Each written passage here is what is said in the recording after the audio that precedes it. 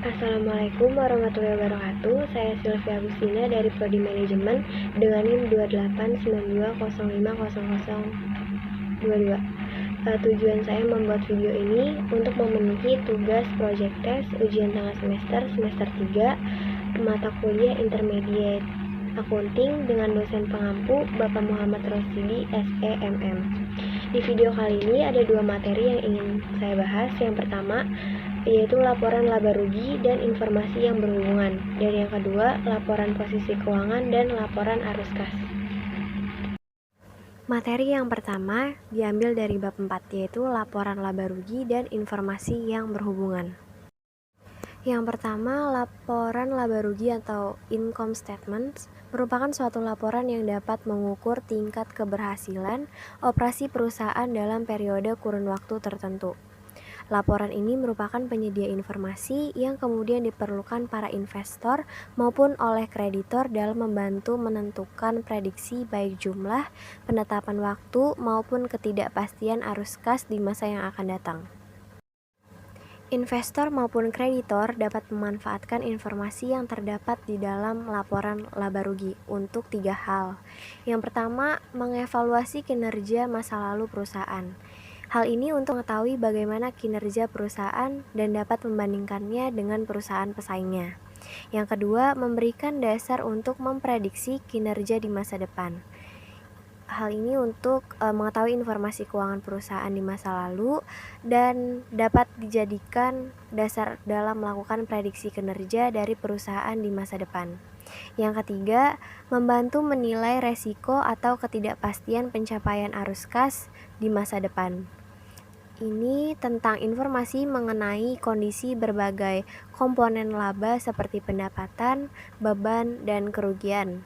Memperlihatkan hubungan di antara komponen-komponen tersebut dan dapat digunakan untuk melakukan penilaian terhadap resiko gagalnya perusahaan dalam meraih suatu tingkat arus kas di masa yang akan datang. Yang kedua, format laporan laba rugi. Laba bersih terdiri dari transaksi pendapatan, beban, keuntungan, dan kerugian. Laporan laba rugi juga meringkas transaksi-transaksi tersebut.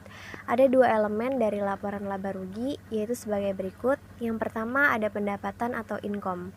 Peningkatan keuangan ekonomi selama periode akuntansi dalam bentuk peningkatan aktiva atau penurunan utang sehingga terjadi peningkatan modal selain berhubungan dengan kontribusi dari pemegang saham. Yang kedua, ada beban-beban atau expenses, yaitu definisi beban terdiri dari beban dan kerugian. Beban umumnya terbentuk dari aktivitas sehari-hari perusahaan dan berbagai bentuk, seperti harga pokok penjualan, depresiasi, sewa, gaji, dan upah, serta pajak. Kerugian terdiri dari perubahan restrukturasi dan kerugian tak terduga atas penjualan sekuritas. Pada laporan laba rugi memiliki 12 komponen umum. Yang pertama, komponen penjualan, yaitu menyajikan penjualan, potongan penjualan, retur penjualan, dan informasi lainnya yang berhubungan. Tujuannya untuk menunjukkan nilai pendapatan penjualan bersih. Yang kedua, harga pokok penjualan, yaitu menunjukkan harga pokok penjualan dari pendapatan penjualan. Yang ketiga, laba kotor, pendapatan kurang dari harga pokok penjualan. Yang keempat, beban penjualan, yaitu melaporkan beban biaya dari usaha perusahaan dalam melakukan penjualan. Yang kelima, biaya administrasi, untuk melaporkan beban dari administrasi umum perusahaan. Yang keenam, pendapatan dan beban lain-lain, yaitu transaksi lain yang tidak termasuk pendapatan dan biaya yang terkait langsung dengan operasional maupun administrasi perusahaan. Yang ketujuh, laba operasional, laba perusahaan yang diperoleh dari kegiatan operasional perusahaan. Yang kedelapan, biaya pendanaan, yaitu mengidentifikasi biaya pendanaan yang ada di perusahaan. 9, laba sebelum pajak, yaitu pendapatan total sebelum dikenai pajak. Yang ke-10, pajak penghasilan, yaitu melaporkan biaya pajak yang harus dibayar oleh perusahaan. 11, laba bersih, laba yang diperoleh perusahaan setelah dikurangi dengan pajak. Dan yang terakhir, laba per lembar saham, yaitu nilai keuntungan yang diperoleh perusahaan per lembar saham yang dikeluarkan. Yang ketiga, pelaporan dalam laporan laba rugi. Itu ada yang pertama, laba kotor. Laba kotor diperoleh dari pengurangan harga pokok penjualan pada penjualan bersih. Penjualan bersih dapat diperoleh dengan mengurangi potongan penjualan dan retur penjualan pada penjualan. Yang kedua, laba dari aktivitas operasi. Yaitu laba dari aktivitas operasi diperoleh dengan mengurangkan beban penjualan, beban operasi, dan juga beban dan pendapatan lainnya pada laba kotor. Yang ketiga, laba sebelum penghasilan. Dalam IFRS, perusahaan harus membedakan antara biaya administrasi dan biaya operasional. Yang keempat, laba bersih.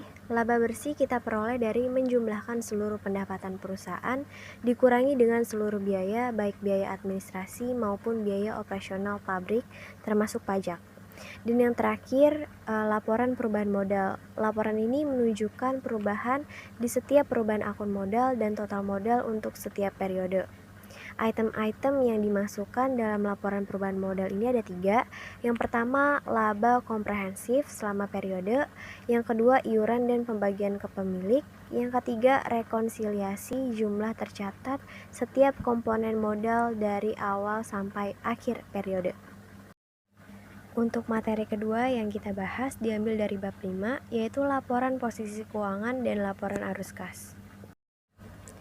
Laporan posisi keuangan atau Statement of Financial Position atau yang biasa dikenal dengan neraca merupakan pelapor atas aset, kewajiban, dan ekuitas pemilik dari perusahaan bisnis pada tanggal yang telah ditentukan. Yang kedua, neraca merupakan penyedia informasi tentang sifat maupun jumlah dari investasi di dalam sumber daya yang dimiliki oleh perusahaan, suatu kewajiban pada kreditor, serta ekuitas pemilik di dalam suatu sumber daya bersih yang dimiliki oleh perusahaan. Yang ketiga, neraca juga dapat membantu perusahaan dalam melakukan prediksi jumlah, waktu, serta adanya ketidakpastian terhadap arus kas di masa yang akan datang.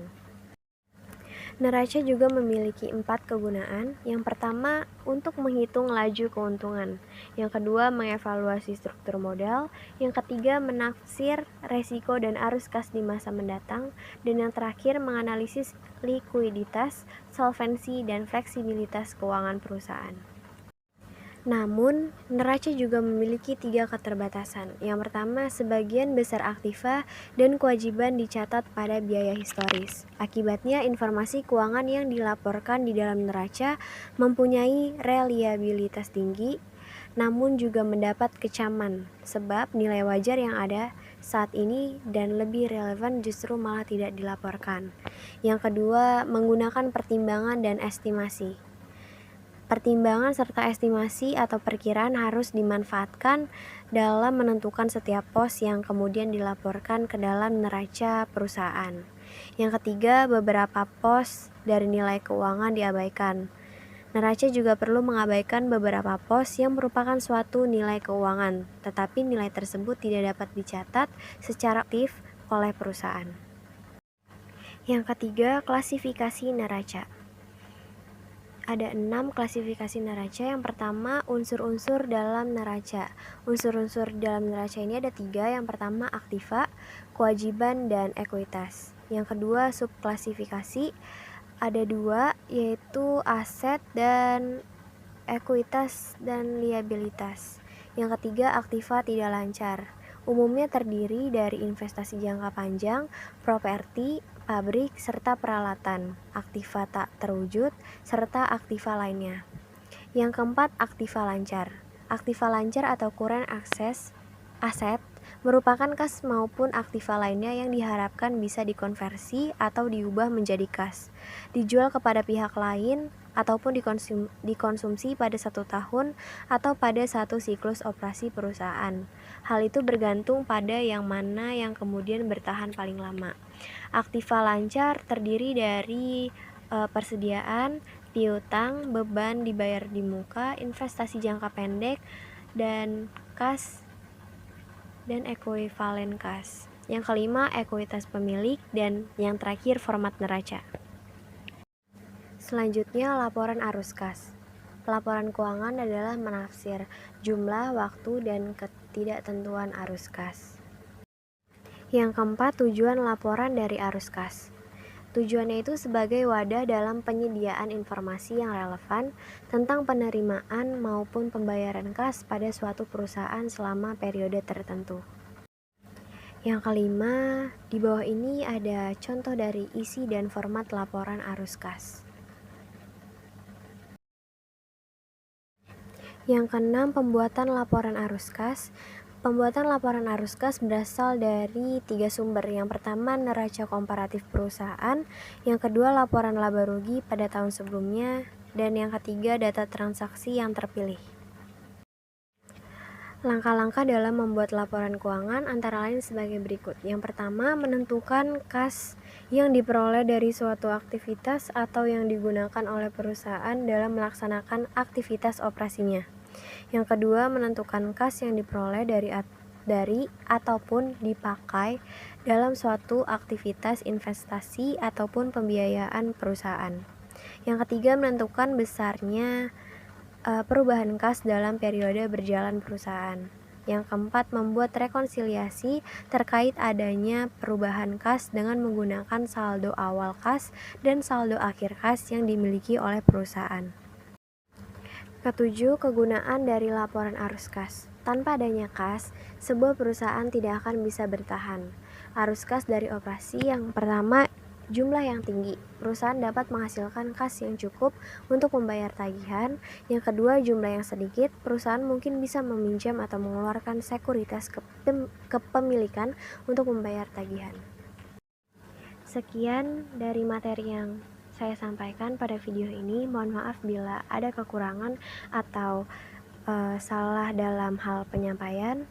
Sekian dari saya. Wassalamualaikum warahmatullahi wabarakatuh.